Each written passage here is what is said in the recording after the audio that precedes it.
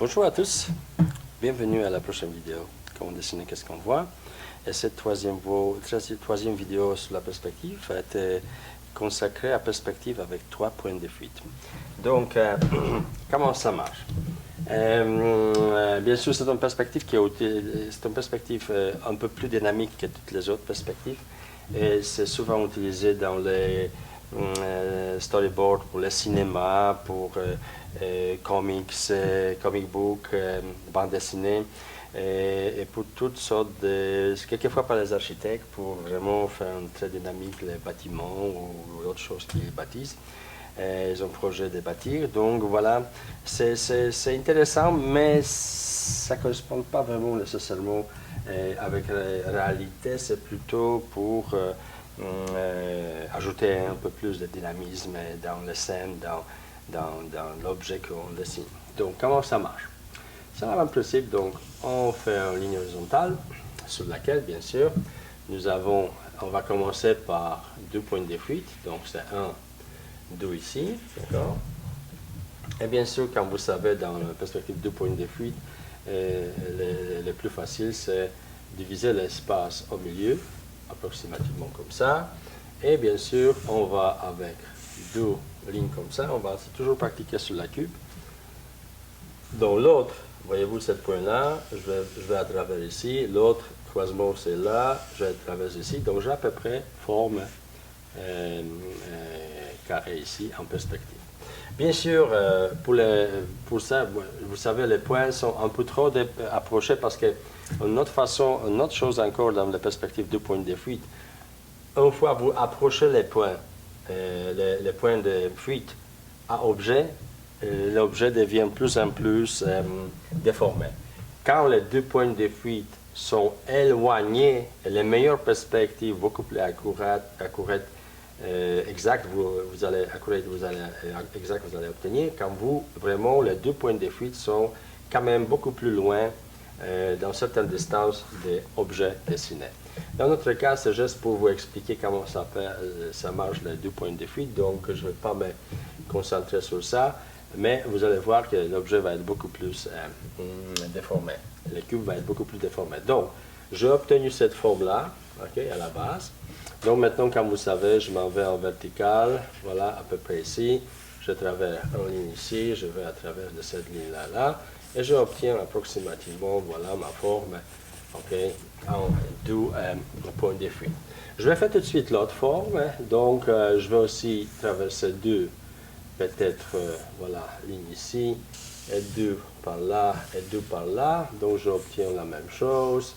Voilà, je vais aller plus haut et je vais obtenir ce genre de forme. Donc, c'est la cube que je vais obtenir, voilà. Donc, vous voyez, c'est aussi dynamique. Donc, voilà, ça c'est la base, etc. Donc, j'ai du cube. Au-dessus de l'horizon, on a dessus. Donc, maintenant, je fais du cube avec 2 points de fuite. Maintenant, 3e point de fuite. Si on voulait appliquer disons, il y a 2 possibilités. Ou je choisis dans cet espace au-dessus de l'horizon ou en dessous. Ok? Dépend. Donc, où j'ai 3e point de fuite va être à quelque part d'ici, ou il va être à quelque part d'ici. Il peut être plus loin, plus proche, n'importe comment. Plus proche il va être, et la déformation va être beaucoup plus forte. Plus loin, c'est quand avec les 2 points, dans la perspective avec 2 points de fuite. Quand les 2 points de fuite sont beaucoup plus éloignés des formes, les formes soient beaucoup plus naturelles et n'est pas si déformées. Si 3e point c'est aussi très proche, la forme va être extrêmement déformée. Mais quand il est beaucoup plus loin, beaucoup plus haut, les formes vont être beaucoup moins déformées. Donc comment ça marche? Disons, si jamais je choisis un point de fuite, je vais choisir vraiment au milieu. Disons, je l'ai choisi ici, d'accord? Au milieu. Donc, si je choisis au milieu, regardez qu'est-ce qui se passe. Si, voilà, ça va être visible ici à quelque part, je pense. Si je choisis 3e point ici, voilà, encore. Donc, parce que là, vous ne voyez pas. Donc, si jamais je choisis 3e point ici, regardez, il me faut prendre en considération ces 3 points ici. Donc, ça veut dire que je vais retracer les lignes comme ça. d'accord, par les 3 points ici. Les 7 points de fuite, troisième, je vais les croiser dans ces 3 points-là. Et qu'est-ce que je vais obtenir à ce moment-là? Regardez. Avec le noir, ça va être beaucoup plus visible. Donc, regardez. La base, là, ici, elle ne change pas vraiment, parce que elle marche avec les 2 points de fuite, d'accord? La base ne change pas. Mais ça, là, ici, c'est pas grand-chose parce que c'est au milieu, donc avec 7 points de fuite, cette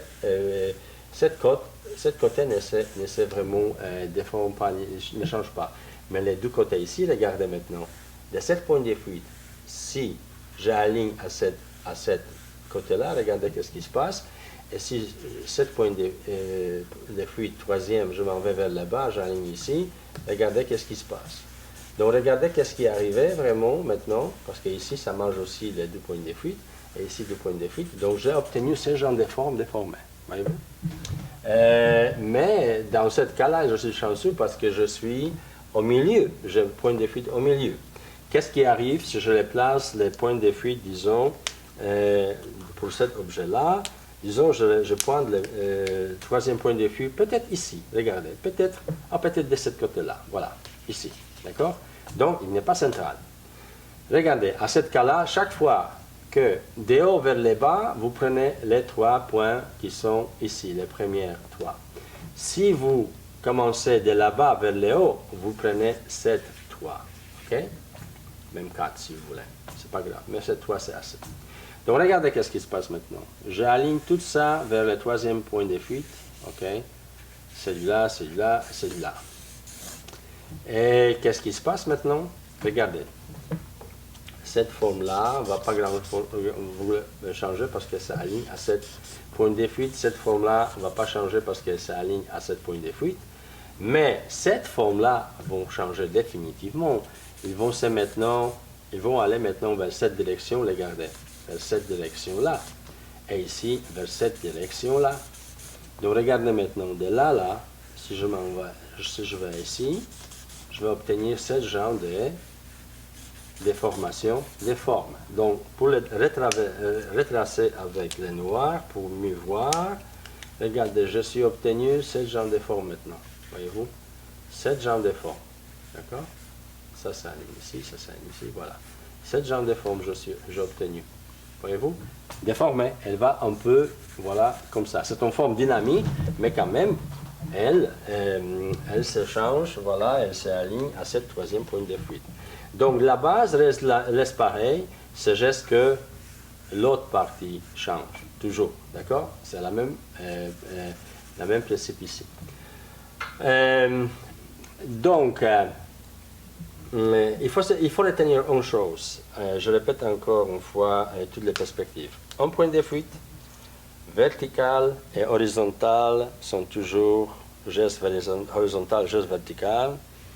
Dans 2 points de fuite, on a gestes verticales qui sont toujours verticales. Les horizontales s'alignent toujours vers un point de fuite ou l'autre point de fuite. Dans les perspectives avec 3 points de fuite, on n'est pas vertical. On n'est pas ligne verticale. Au moins, il y a un vertical geste qui est peut-être, si jamais vous mettez les points de fuite au milieu, donc vous allez avoir un vertical, mais toutes les autres vont être alignées vers le. Donc, en général, nous pouvons dire que dans la perspective de 3 points de fuite, il n'y a pas de ligne verticale ni horizontale.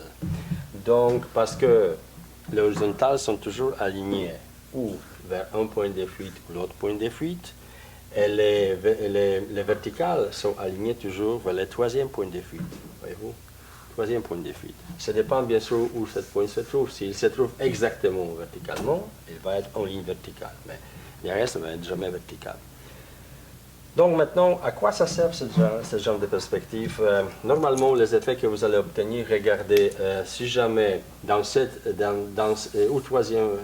le moment où le troisième point de fuite se trouve beaucoup plus au-dessus de l'horizon, vers le bas, donc vous allez obtenir ce genre de choses que, d'accord, vous avez toujours 2 points de fuite. Voilà, donc vous allez obtenir, si je vais continuer sur cette dessin par exemple, vous pouvez obtenir un genre de architecture, disons des gratte-ciel ou quelque chose, voilà, qui vont descendre voilà, toujours ici en perspective vers le bas, Ok, vous allez avoir les fenêtres, tout va être aligné vraiment selon la perspective, etc. Vous pouvez avoir une tour ici, voilà, ça peut être un genre de bâtiment vu, des vols de oiseaux, bien sûr l'autre bâtiment en bas. Donc c'est vraiment les perspectives de l'architecture très vraiment dynamique et ça, il peut aller n'importe comment, voilà. Voyez-vous, chaque de ces bâtiments peut être aligné envers point de fuite ici, deux points de fuite, mais le troisième va être toujours central pour tous les bâtiments. Donc, dépendamment combien de bâtiments se trouvent ici, chaque bâtiment va être aligné et les verticales vont toujours sortir vers un point de fuite qui se trouve vers le bas, à quelque part là. D'accord? Donc voilà, c'est à peu près ça le principe des 3 points de fuite. En haut, ça va être reverse. Donc tous les bâtiments, voilà, comme ça, si jamais je voyais les gratte-ciel à New York en vertical. Donc je vais avoir ici les fenêtres, voilà, ici, voilà les tours, etc. Mais tous les bâtiments, ce que je vois, ils vont être vraiment alignés. Toutes les verticales vont être alignées à un point de fuite qui va être à quelque part en haut. Ici, bien sûr, toute cette ligne-là des bâtiments, ici et par là, vont être toujours alignées à un point de fuite qui se trouve sur la même ligne d'horizon, d'accord, comme dans ce cas-là. Okay. Ici, je peux faire ça. Et la même chose ici. Toutes les lignes, voilà, des fenêtres, n'importe quoi, vont toujours sortir à un point de fuite et toutes les autres lignes vont toujours sortir vers 7 points de fuite. Donc, comme je mentionnais, c'est une perspective assez intéressante, jouer avec, mais on peut pratiquer un peu plus quand on va commencer à dessiner les formes différentes dans toutes les autres perspectives dans les vidéos qui vont suivre. Pour le moment, pratiquez juste que mettez des points différentes parties et pratiquez toujours sur la cube pour le moment. Et une fois que vous êtes plus à l'aise, vous pouvez aller vraiment chercher les formes un peu plus différentes comme nous avons essayé de faire avec cette forme-là, disons comme ça. Ou l'autre, bien sûr, ça dépend de vous. Vous pouvez essayer aussi ça, faire en 3 points de fuite. Vous allez voir quelle façon la forme va changer tout le temps. C'est très intéressant de pratiquer ça. Donc, ça peut être utile pour tous ceux, en particulier pour tous ceux qui veulent vraiment se lancer dans la bande dessinée ou le storyboard pour le cinéma, etc. C'est très intéressant. Donc, je vous souhaite bonne chance avec la pratique des perspectives étoiles 3 points de fuite et au plaisir de vous revoir bientôt dans la prochaine vidéo.